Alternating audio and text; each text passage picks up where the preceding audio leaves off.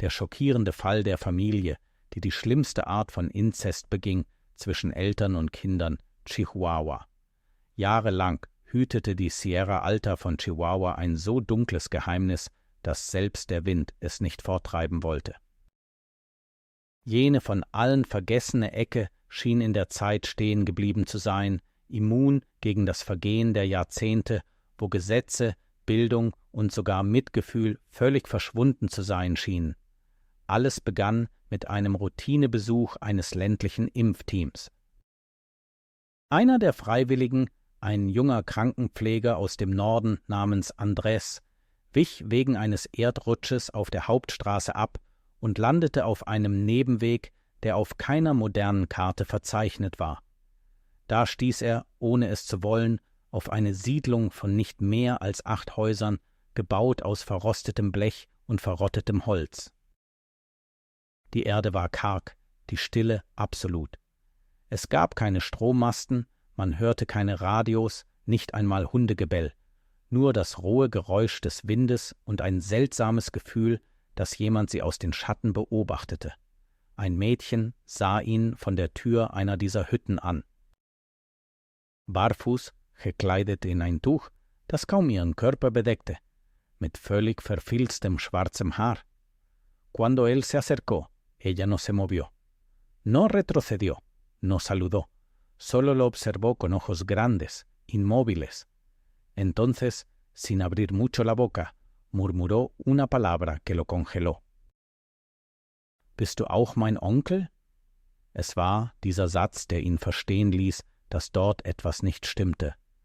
Und es war auch dieser Satz, der ihn dazu brachte, einen der verstörendsten Fälle zu entdecken, an die ich mich erinnere. Mein Name ist Burgo und das ist Mexiko Prohibido. Falls Sie den Kanal noch nicht abonniert haben, lade ich Sie ein, dies jetzt zu tun. Hier finden Sie keine gewöhnlichen Geschichten, sondern die Geheimnisse, die das Land unter der Erde, hinter verschlossenen Türen oder in den Ecken, in die niemand schauen möchte, verborgen hat. Abonnieren Sie und aktivieren Sie die Benachrichtigungen, wenn Sie es wagen, das zu wissen, was andere lieber ignorieren. Andrés konnte dem Mädchen nichts antworten. Er sah sie nur an, sein Herz pochte heftig. Aus der Hütte kam eine Frau mit trockenem, faltigem Gesicht, die zwischen 40 und 70 Jahre alt zu sein schien. Es war unmöglich, ihr Alter genau zu bestimmen. Sie sagte ihm, dass sie keine Impfungen oder Hilfe brauchten. Sie bat ihn zu gehen. Doch bevor er ging, konnte Andrés durch einen Türspalt etwas erspähen. Ein älterer Mann saß auf einer verrotteten Matratze, sein Blick war leer, die Hose offen. Neben ihm hielt eine schwangere Jugendliche ein schlafendes Kind, das nicht älter als 5 Jahre wirkte. Andrés kehrte zum Gesundheitszentrum zurück, konnte aber dieses Bild nicht aus seinem Kopf bekommen. Er versuchte es anzuzeigen, aber weder die Gemeinde noch das DIF wussten von der Existenz dieser Siedlung. Le dijeron que probablemente se trataba de una comunidad menonita cerrada o un grupo religioso. Nadie quiso escucharlo. Fue entonces que buscó a Clara, una enfermera mayor, jubilada, que había trabajado durante décadas en la zona rural. Le contó todo. Ella no se sorprendió tanto por lo que él decía, sino por el lugar del que hablaba.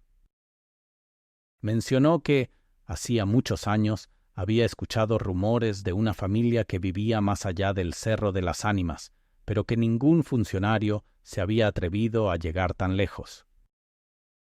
Decían que allí, en tiempos de la Revolución, se habían refugiado bandidos, y más tarde, una pareja de primos que había sido expulsada del pueblo por querer casarse en secreto. Se internaron en la sierra y nunca más supo de ellos. Clara sentía un llamado. No podía quedarse tranquila. Así que una semana después, ella y Andrés regresaron al lugar. Pero esta vez no fueron como personal de salud, fueron como testigos. Lo que encontraron al llegar fue aún más inquietante. Las mismas casas, el mismo silencio, pero ahora, varias personas los observaban detrás de cortinas de tela sucia. Al entrar a la comunidad, un niño pequeño salió corriendo y gritó algo que ninguno de los dos entendió. En segundos, una mujer lo agarró del brazo y le dijo que no debía hablar con extraños. Clara se acercó, levantó las manos en señal de paz y le dijo que solo quería en ayudar. La mujer, con una expresión entre miedo y resignación, les dijo que allí no necesitaban a nadie, que su familia estaba completa, que todo lo que tenían lo habían construido ellos, sin el mundo de allá afuera. Pero antes de que pudieran retirarse, otra figura salió de una casa cercana. Era un hombre alto, flaco, de rostro alargado y ojos desorientados. Caminaba lento, con la boca entreabierta y los brazos colgando. Murmuraba palabras que no tenían sentido. Detrás de él, una mujer joven, claramente embarazada, lo guiaba con una cuerda amarrada a su muñeca. Clara no pudo contener las lágrimas. Lo que estaba viendo no era solo pobreza o abandono, era algo más profundo. Era una comunidad donde el tiempo se había congelado, donde los roles familiares estaban distorsionados, donde los niños no sabían que era una escuela, y muchos ni siquiera sabían cómo se llamaban. Una de las niñas, al preguntarle su edad, respondió: «No sé, mi mamá me dice que nací después del último trono grande. No tenían papeles, no sabían leer ni escribir. Algunos apenas podían hablar con claridad, y lo más alarmante, se referían unos a otros con una confusión total. Una mujer decía que su esposo era también su hermano. Un joven decía que su madre era también su abuela. Y así, pieza por pieza, Clara y Andrés comenzaron a armar un rompecabezas imposible. Esa noche, Clara escribió todo en un cuaderno. Describió cada rostro, cada voz, cada mirada vacía. Andrés tomó fotografías a escondidas, aunque muchas salieron borrosas por el temblor de sus manos. Sabían que debían regresar con pruebas. Sabían que eso no podía quedarse así. Pero también sabían que el horror que habían presenciado era apenas la superficie, porque esa comunidad tenía reglas propias y una historia enterrada que aún no había salido completamente a la luz. Al marcharse, la niña del crucifijo volvió a aparecer. Esta vez, sin decir nada, solo levantó su mano y señaló al cielo. Andrés le preguntó su nombre.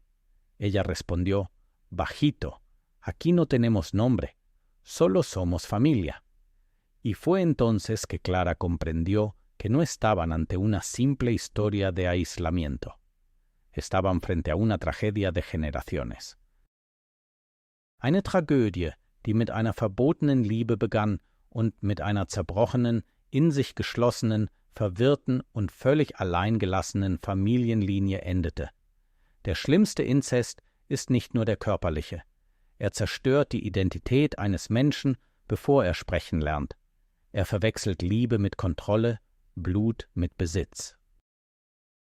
Was sie in Chihuahua sahen, war kein gewöhnliches Verbrechen. Es war eine Warnung. Und es gibt noch mehr zu erzählen. Denn was in dieser Sierra geschah, endete nicht mit Claras Besuch. Tatsächlich begann es gerade erst.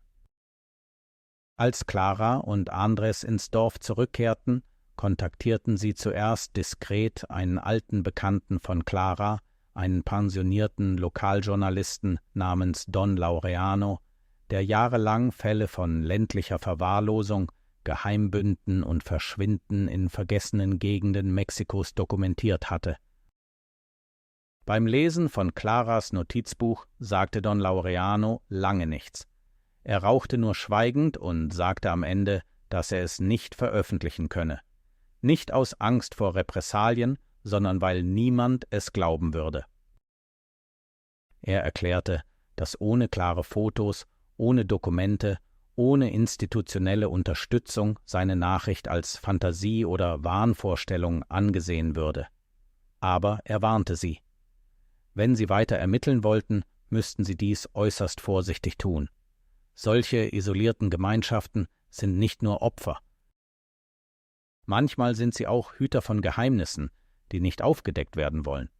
Er bedankte sich für das Vertrauen, bot ihnen einen Kaffee an und schloss das Notizbuch mit zitternden Händen. Da traf Clara eine Entscheidung, die alles verändern sollte. Sie beantragte eine vorübergehende Freiwilligenlizenz bei einer zivilen Organisation, die medizinische und psychologische Hilfe in ländlichen Gebieten anbot.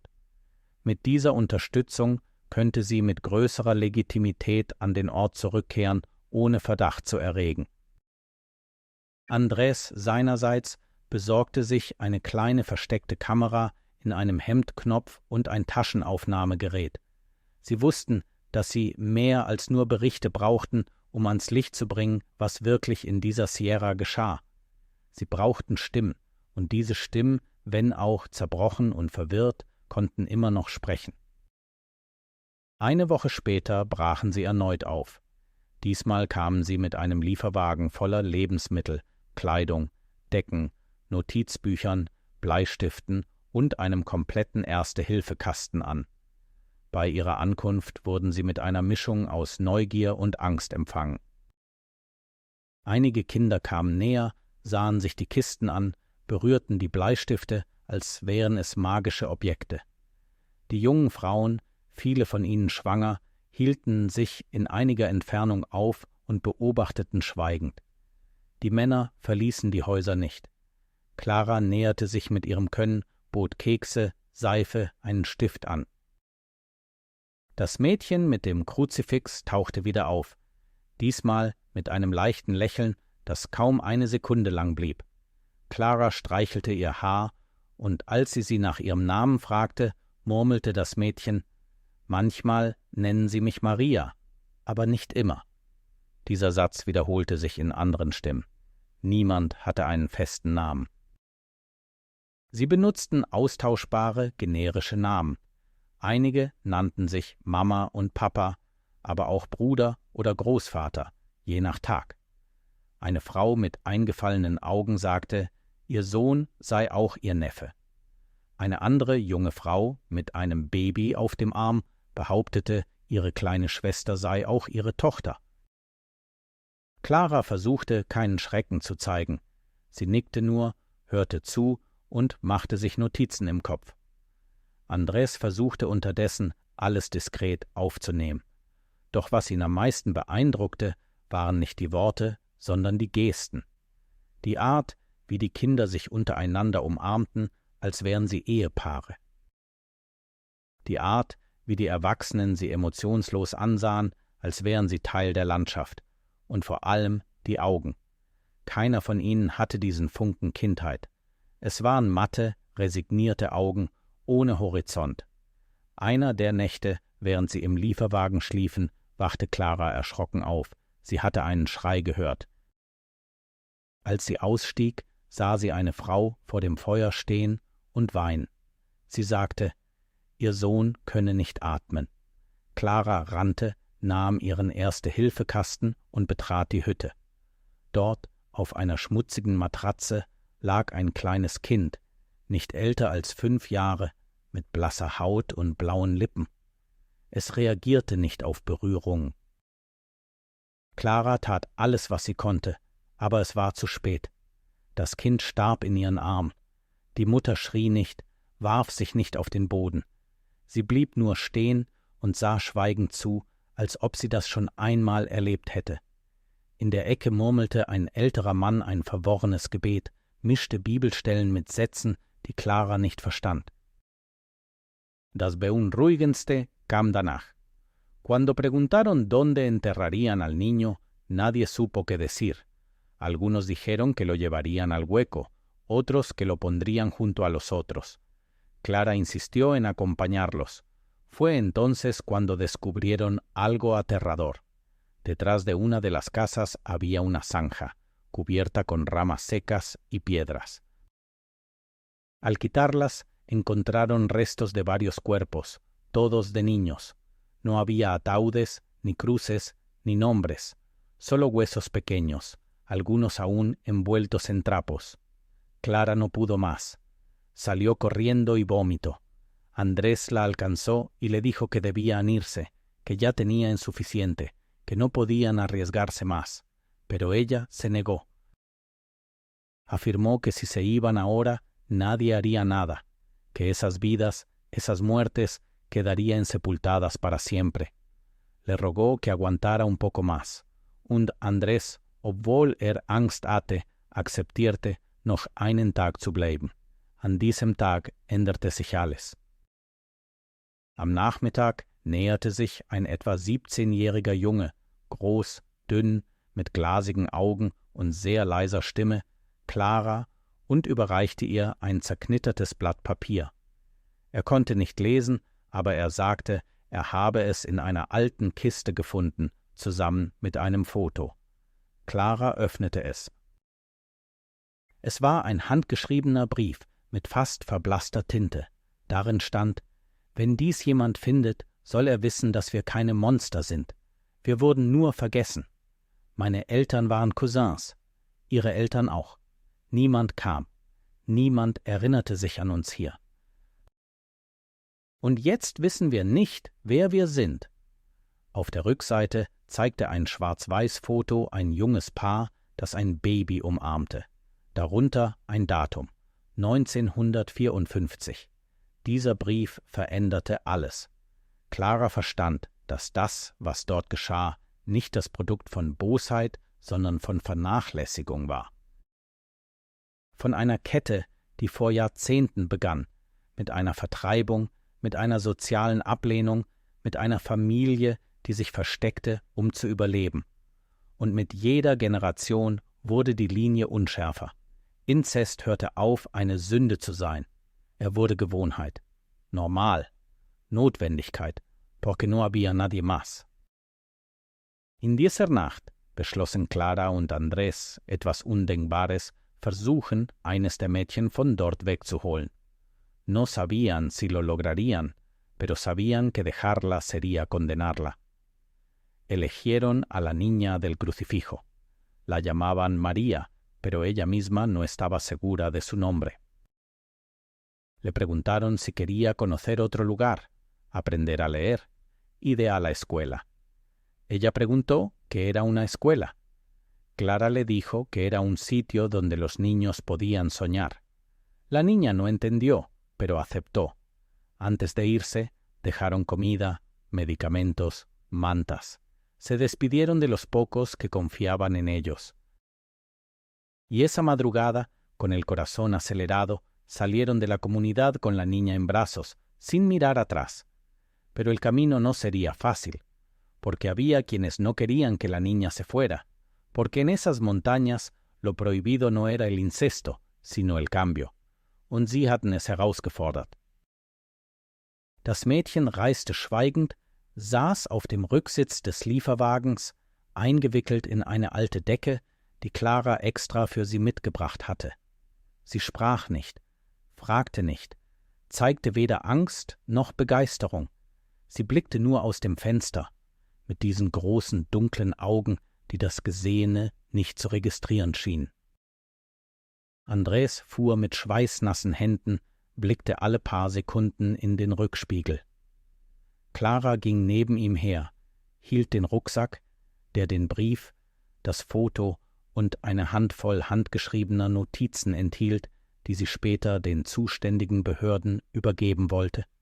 Doch im Grunde wussten beide, dass sie nicht ganz sicher waren, was sie taten. Sie hatten eine unsichtbare Grenze überschritten. Sie waren keine einfachen Beobachter mehr, keine Zeugen mehr. Jetzt waren sie Teil der Geschichte geworden, einer Geschichte, die zu schwer, zu verworren war, um sie allein zu tragen. Als sie endlich im nächsten Dorf ankamen, einem bescheidenen Siedlung mit ländlicher Klinik und Grundschule, suchten sie eine alte Freundin von Clara auf, Schwester Letitia, eine Nonne, die ein kleines Kinderheim leitete. Die Nonne, als sie das Mädchen sah, verstand sofort, dass etwas nicht normal war. Nicht wegen ihrer Kleidung oder ihres Schweigens, sondern wegen der Art, wie sie jeglichen menschlichen Kontakt vermied. Sie bot ihr ein Glas Milch und ein Brot an. Das Mädchen nahm es an, aber bevor sie aß, sah sie Clara an und flüsterte: »Darf ich?« Als ob bis zu diesem Moment alles von jemand anderem genehmigt werden musste. Während der folgenden Tage versuchten sie vorübergehend im Heim unterzubringen, stießen aber auf das erste große Hindernis. Sie hatte keine Geburtsurkunde, keine KURP, kein Dokument. Sie existierte in den Augen des Staates nicht.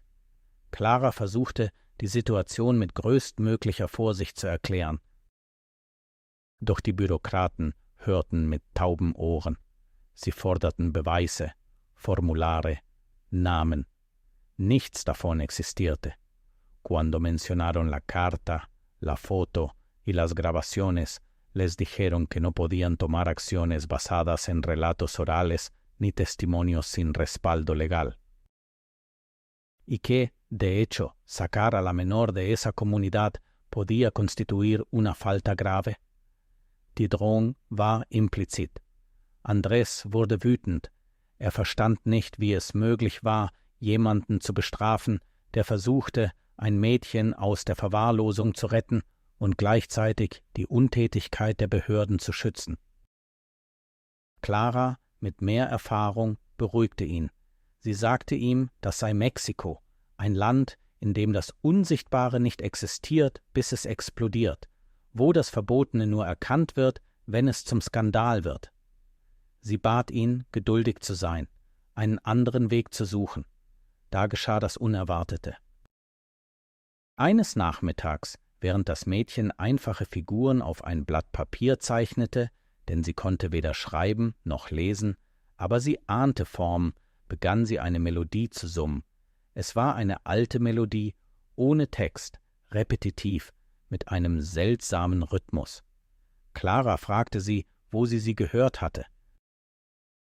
Das Mädchen antwortete: »Meine Mama hat sie gesungen, wenn sie geweint hat.« Später wiederholte Clara diese Melodie Letizia, die bestimmte Akkorde und 1000 religiöse Gesänge aus den 40er Jahren erkannte, die bei Prozessionen im Norden verwendet wurden.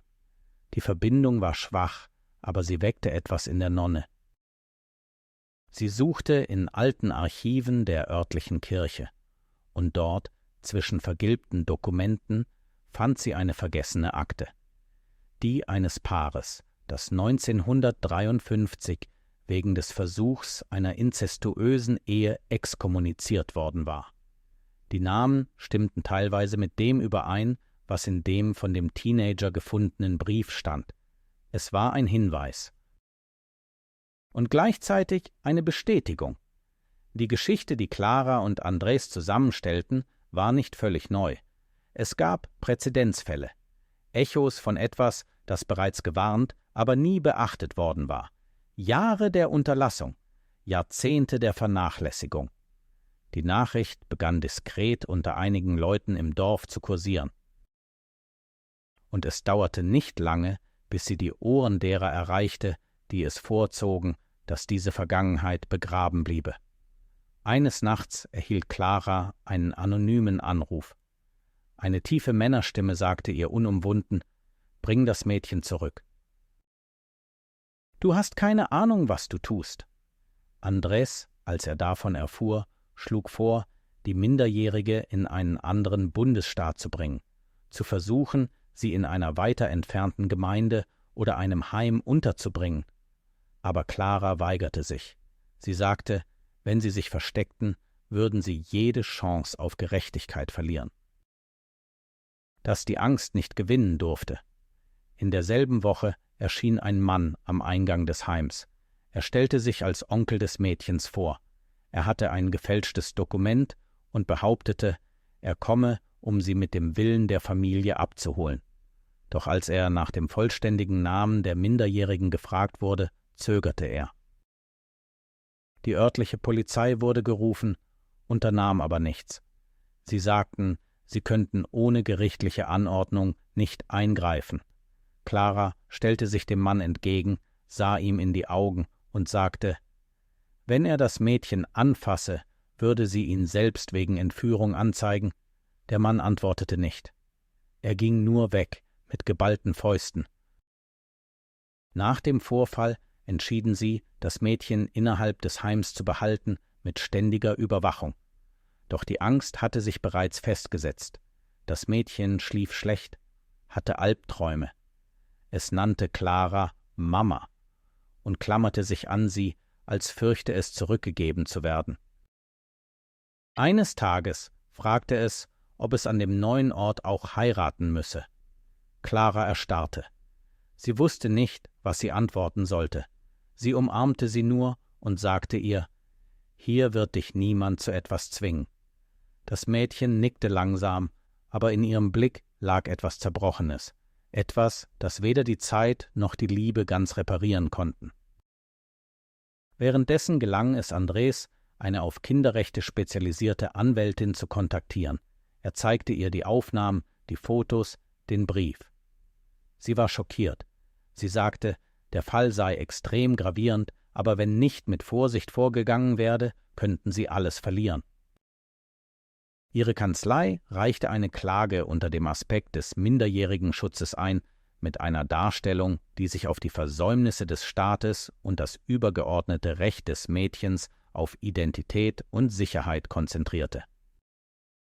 Sie begann, die Akte vorzubereiten, doch mit jedem Schritt, den sie taten, spürten sie, dass etwas Unsichtbares sie überwachte. Einige Nächte fanden sie das Gitter des Heims aufgebrochen. Ein Hund aus der Nachbarschaft tauchte tot auf.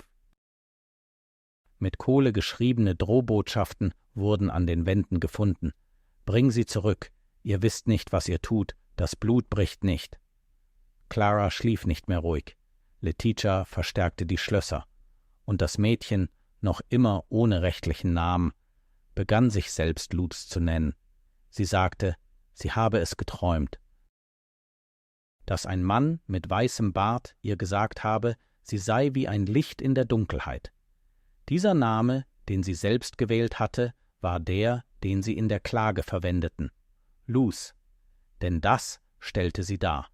Ein Lichtstrahl inmitten eines dichten Nebels von Geheimnissen, normalisierten Missbräuchen, Generationen, die von Unwissenheit gezeichnet waren. Ein Name, der keine Vergangenheit mit sich brachte, aber eine Möglichkeit eröffnete. Als sie schließlich die Anzeige erstatteten, geschah dies nicht in Chihuahua. Es geschah in Mexiko-Stadt mit der Unterstützung einer nationalen Organisation. Dort wurden die Dokumente ernst genommen. Ein Kinderpsychologe wurde beauftragt, föderale Intervention beantragt, doch die Geschichte war noch lange nicht zu Ende. Denn während all dies geschah, bereitete sich in der Tiefe der Sierra die Gemeinschaft, aus der Luz gekommen war, auf etwas vor. Ein älterer Mann, der als Anführer dieser Gruppe galt, versammelte die Erwachsenen. Les dijo que la niña que se había llevado era especial, que se hablaba, todos correrían peligro, que era tiempo de cerrar filas, que nadie más debía entrar, y si lo intentaban, no saldrían, y así begann ein neues Kapitel. Eines, in dem es nicht mehr nur darum ging, ein Mädchen zu retten. Jetzt war es ein Kampf, das Schweigen zu brechen, den Kreislauf zu stoppen und sich denen zu stellen, die über Generationen hinweg Familie mit Gefangenschaft, Liebe mit Besitz und Blut mit Schicksal verwechselt hatten. Die Akte von Luz wurde von den Behörden in Mexiko-Stadt angenommen und zum ersten Mal seit Jahrzehnten gab jemand außerhalb dieser Sierra einer vergrabenen Geschichte einen Namen. Der von ihr gewählte Name wurde zu Symbol und Schild. Doch obwohl das Gesetz langsam in Bewegung kam, wurde die Stille in den Schatten von Chihuahua dichter. Die Gemeinschaft, diese geschlossene Ansammlung von verrotteten Holzhäusern und leeren Blicken, wusste, dass sie entlarvt worden war. Die Abwesenheit des Mädchens fühlte sich an wie ein offenes Loch, eine kalte Luft inmitten der familiären Isolation. Einige der Erwachsenen, verwirrt und verängstigt, begannen zu fragen, ob die Welt da draußen sie bestrafen würde. Doch der Anführer, der älteste von allen, wiederholte, dass er nicht zögern dürfe, denn dieses Mädchen wisse nichts. Sie sei kontaminiert, und wenn sie zurückkomme, werde sie gereinigt. Währenddessen lebten Clara und Andres in der Stadt zwischen Büros, rechtlichen Besprechungen und schlaflosen Nächten. Die Anwältin, die sie unterstützte, Patricia, eine resolute und schweigsame Frau, warnte sie, dass das System, so solide der Fall auch sein mochte, sich wie eine Falle schließen könnte, wenn nicht jeder Schritt mit Vorsicht behandelt würde. Es gab politische und bürokratische Interessen und eine institutionelle Kultur, die es vorzog, wegzuschauen, wenn es um ländliche Gebiete ging, die weder Wähler noch Kameras anzogen. Doch trotzdem gelang ihnen ein erster Sieg. Der temporäre offizielle Schutz für Luz, die der Obhut der von Letizia geleiteten Kongregation anvertraut wurde, unter der Bedingung, einen Prozess der emotionalen Reintegration und sozialen Anpassung zu durchlaufen. Luz begann, den grundlegenden Unterricht mit anderen Mädchen im Heim zu besuchen. Zuerst sprach sie nicht. Sie saß schweigend da und beobachtete alles mit einer Mischung aus Staunen und Distanz. Doch nach und nach begann sie zu zeichnen. Ihre ersten Striche waren verworren, konzentrische Kreise, gesichtslose Figuren, umgekehrte Kreuze, ohne die Bedeutung zu verstehen. Dann erschienen Gesichter, das einer Frau mit langen Haaren und traurigem Ausdruck. Das eines Mannes mit großen Augen mit einem Strick in der Hand, das eines Hauses mit einer einzigen Fenster und ohne Tür. Die zugeteilte Kinderpsychologin, eine junge Frau namens Mirella, interpretierte diese Zeichnungen als Ausdruck eines Traumas. Doch was sie am meisten beeindruckte, war die Art, wie Luz bestimmte Personen mit mehr als einer Rolle bezeichnete. Sie sagte, ihre Mutter sei ihre Schwester und ihr Vater sei auch ihr Großvater. Cuando Mirella preguntó si entendía por qué eso no era posible, la niña bajó la cabeza y respondió, «Es que allí todo es familia». Ese satz, dicha con absoluta inocencia, marcó a Mireia profundamente, porque no era solo una confusión genética, era la manifestación de una lógica deformada por generaciones, donde el parentesco no se construía a partir de vínculos afectivos anos, sino de repetición ciega. Luz no conocía otro mundo. Para ella, el cuerpo era herencia y obligación. El amor, una deuda. La obediencia, una forma de ser aceptada. En paralelo, Andrés decidió regresar a Chihuahua esta vez sin Clara, para no exponerla más. Su plan era reunir nueva evidencia, intentar hablar con alguien dentro de la comunidad, confirmarse había más niños en riesgo. Contactó a un fotógrafo documental, especializado en pueblos fantasma y zonas marginadas, para que lo acompañara con una cámara más discreta. Juntos se dirigieron hacia la sierra, con mapas actualizados, linternas y una grabadora camuflada. Pero al llegar, se encontraron con un panorama diferente. Donde antes había caminos de tierra, ahora había árboles derribados. Las casas parecían deshabitadas. No se escuchaban voces ni pasos. El lugar había sido ocultado aún más, como si la tierra hubiera querido tragárselo. Pero Andrés sabía que estaban allí. Lo sentía. En las sombras, detrás de las rendijas, había ojos observando. En un momento escucharon un canto, una voz femenina, monótona, repitiendo una melodía en bucle. Era la misma que Luz había tarareado semanas antes. Andrés la grabó. El fotógrafo tomó algunas imágenes, pero no pudieron acercarse más.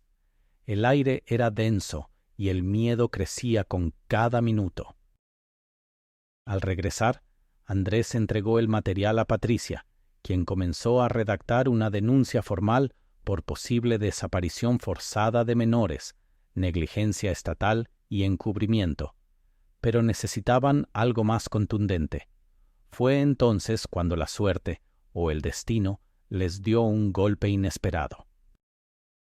Una trabajadora del Registro Civil de Chihuahua, al escuchar el caso en una plática informal, Confesó que hacía años había recibido documentos extraños, donde varios nacimientos se registraban con los mismos padres, a pesar de los años de diferencia.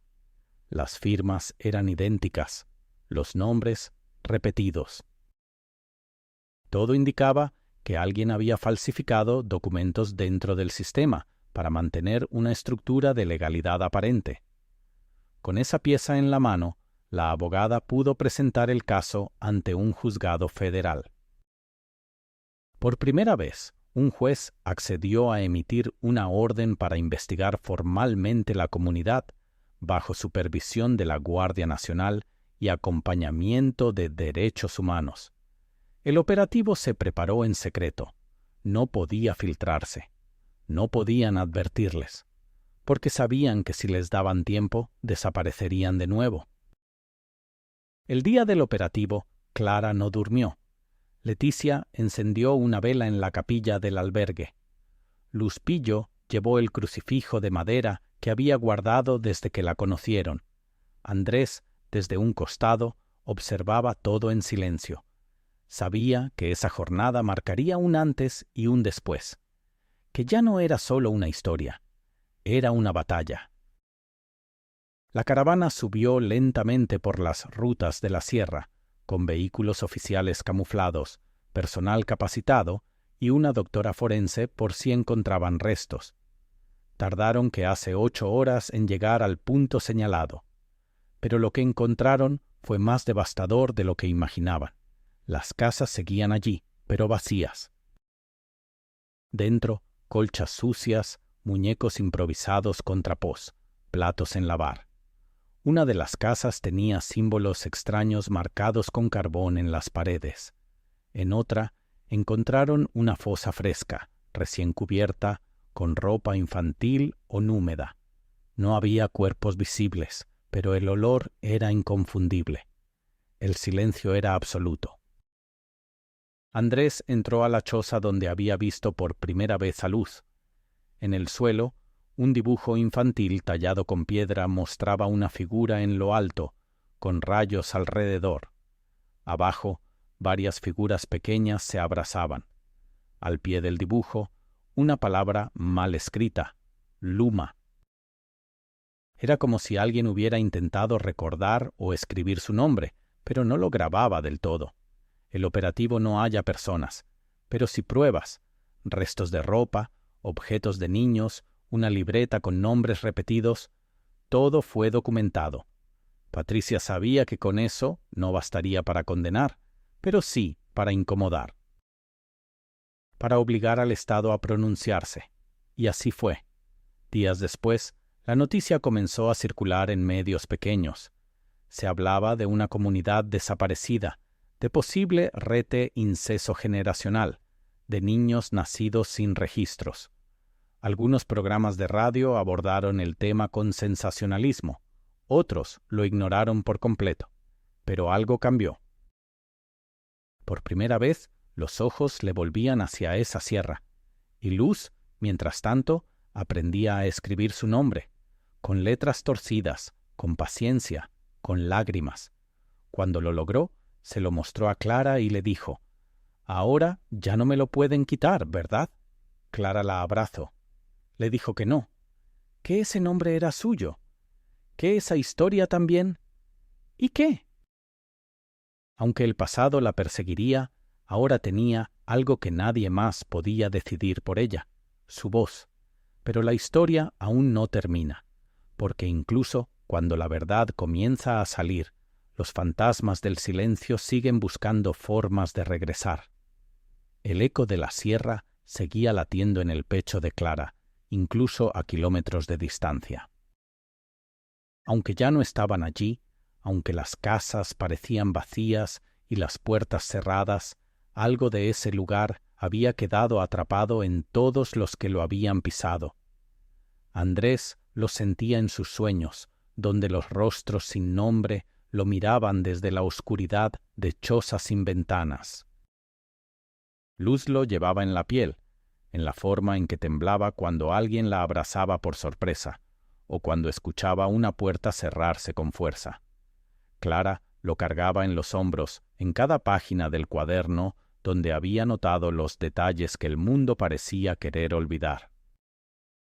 Después del operativo, las autoridades se vieron obligadas a emitir un comunicado escueto. Reconocieron la existencia de una comunidad sin registros oficiales, señalaron la posibilidad de negligencia en el sistema de salud y educación rural y prometieron una investigación interna. Pero no mencionaron la palabra incesto, no hablaron de abuso.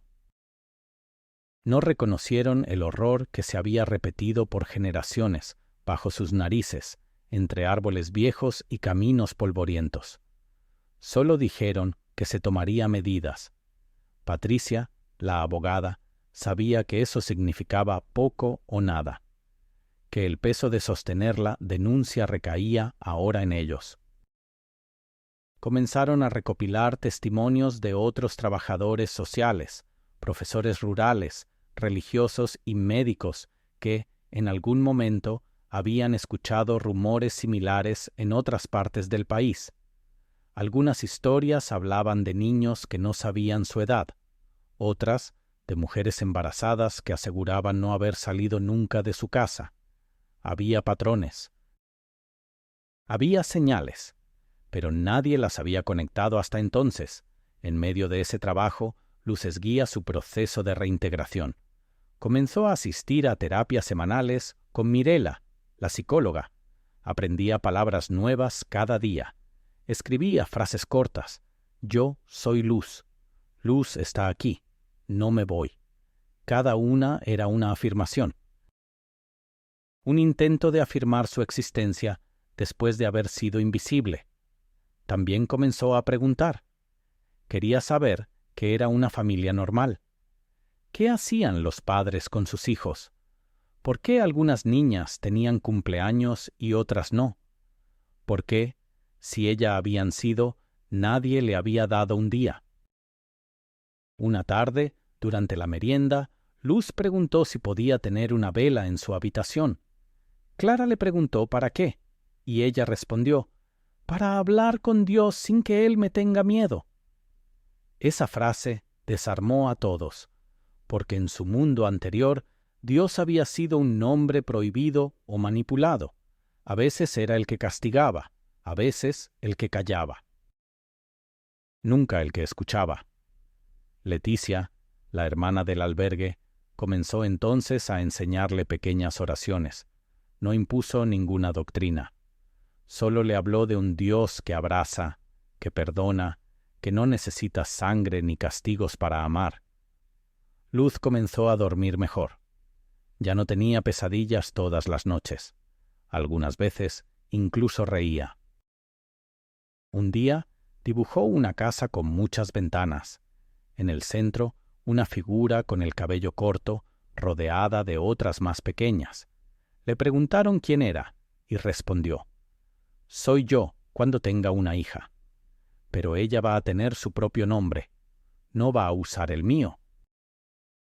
Mientras tanto, el equipo legal de Patricia lograba abrir una carpeta formal de investigación en la Fiscalía de Delitos contra la Infancia. Se solicitó peritaje antropológico para entender la estructura de la comunidad. Se pidió una nueva inspección con acompañamiento de organizaciones internacionales, pero también comenzaron los ataques. Un medio local publicó una nota que acusaba a Clara y Andrés de manipulación emocional y exageración. Decían que no había pruebas claras de incesto, que todo era producto de una mirada colonialista sobre una comunidad alternativa. Era una defensa disfrazada, pero peligrosa. La nota se viralizó entre ciertos círculos que defendían la autodeterminación de comunidades cerradas. Grupos radicales comenzaron a enviar mensajes agresivos al albergue. Algunos hablaban de robo de menores, otros decían que Clara buscaba fama. Leticia recibió una amenaza escrita, «Dejen en paz lo que no entienden». Incluso Luz comenzó a notar el nerviosismo en los adultos. Un día le preguntó a Clara si era pecado haber salido de su casa. Clara le tomó las manos y le dijo que no. que lo único malo era obligar a alguien a quedarse donde no quería estar. Para protegerla, decidieron cambiarla de ubicación.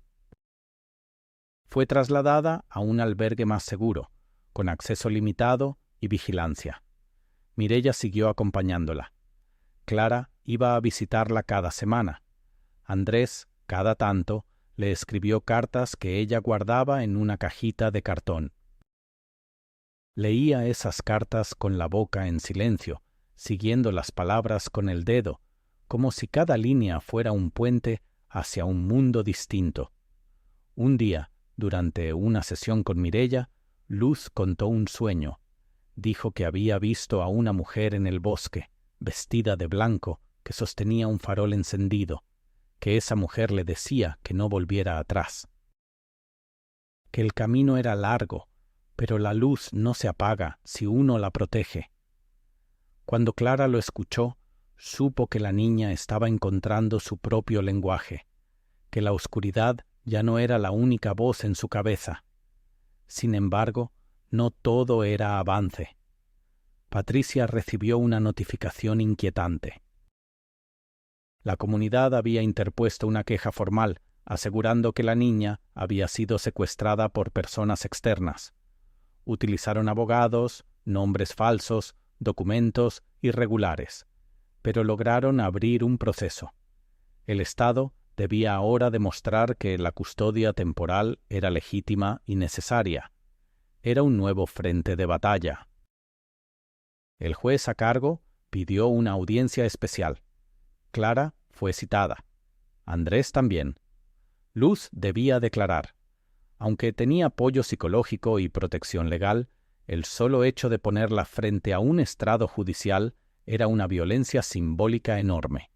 Aún así, accedieron, porque sabían que, si Luz hablaba, todo podría cambiar. El día de la audiencia, el salón estaba lleno de silencio.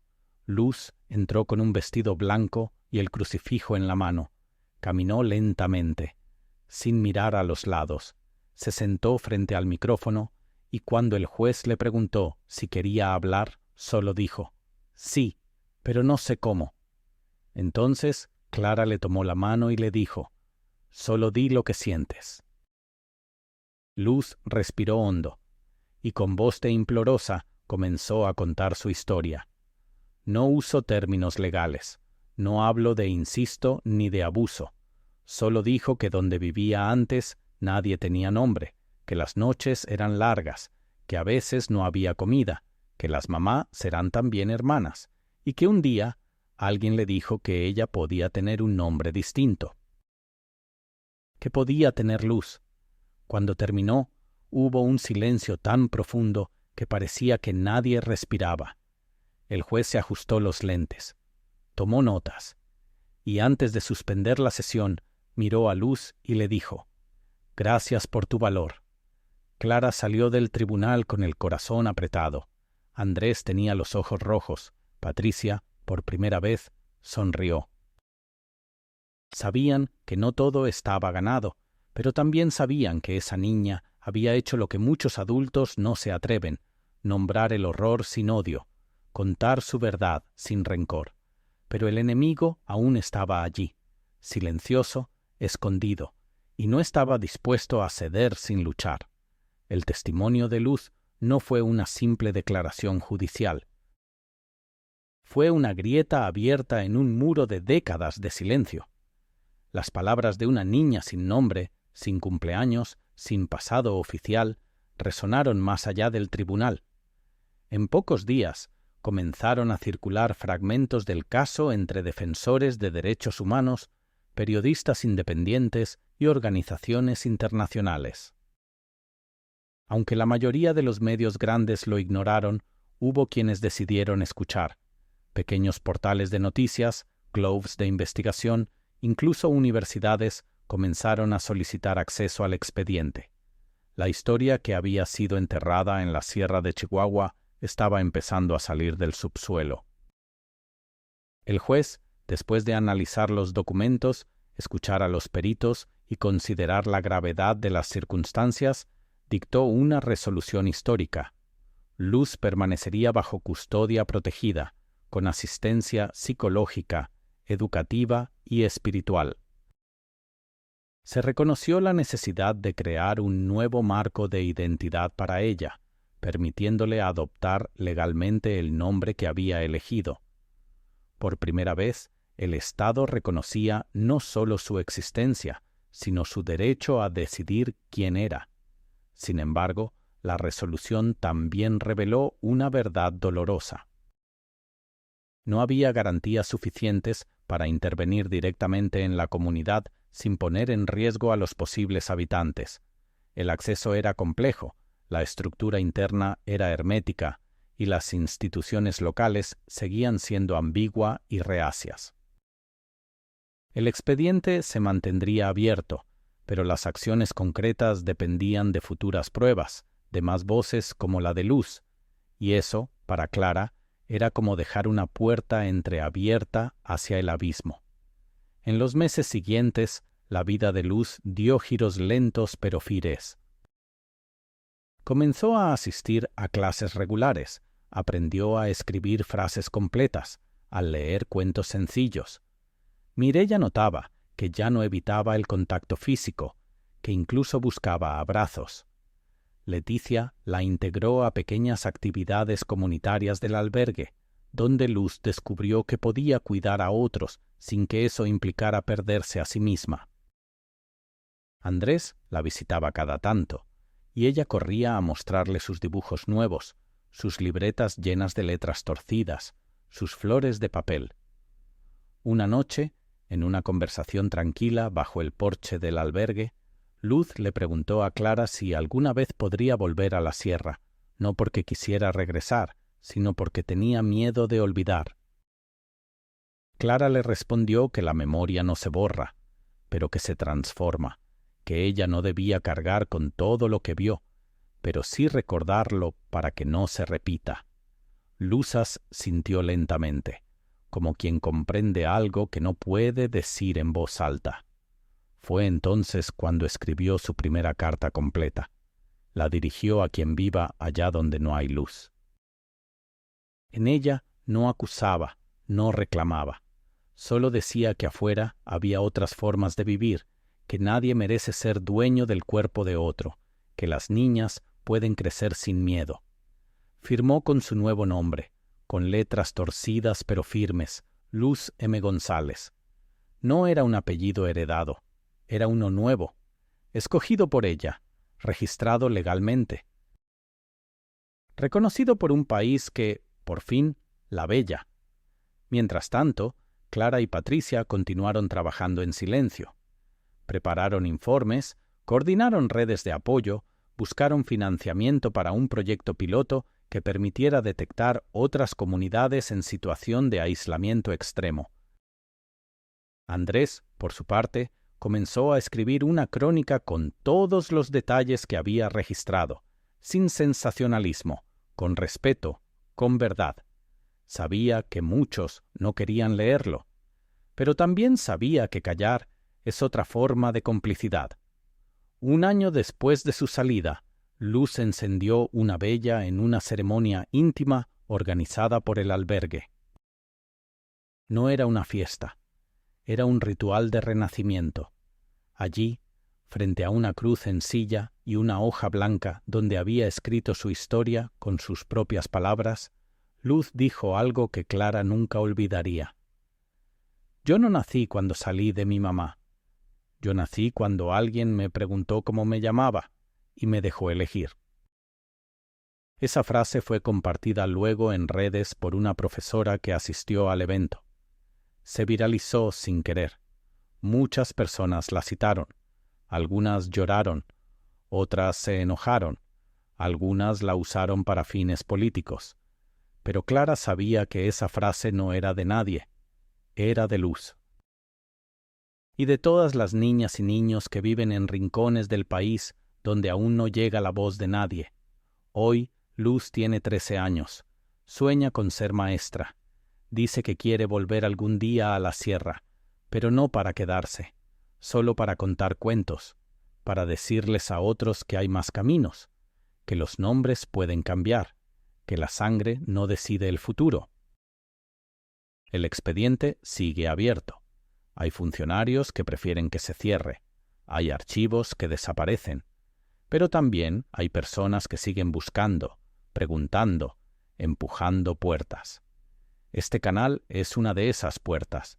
Si esta historia te tocó, si sentiste rabia, tristeza o esperanza, te invito a que te suscribas. No por mí, por ellas, por ellos. Por los que aún no han sido vistos, por los que aún no tienen nombre. Aquí en México, prohibido, no te contamos noticias. Te contamos verdades que muchos prefieren ignorar. Activa la campana, comparte este vídeo, deja tu comentario, y si crees en algo más allá de lo visible, te pido que ores. No importa a quién, no importa cómo. Pero ahora por los niños que aún esperan ser encontrados. Ora por las niñas que nunca tuvieron cumpleaños. Ora por las familias rotas y por quienes luchan por reconstruirse. Porque mientras haya quien recuerde, mientras haya quien escuche, mientras haya quien nombre, la oscuridad no gana.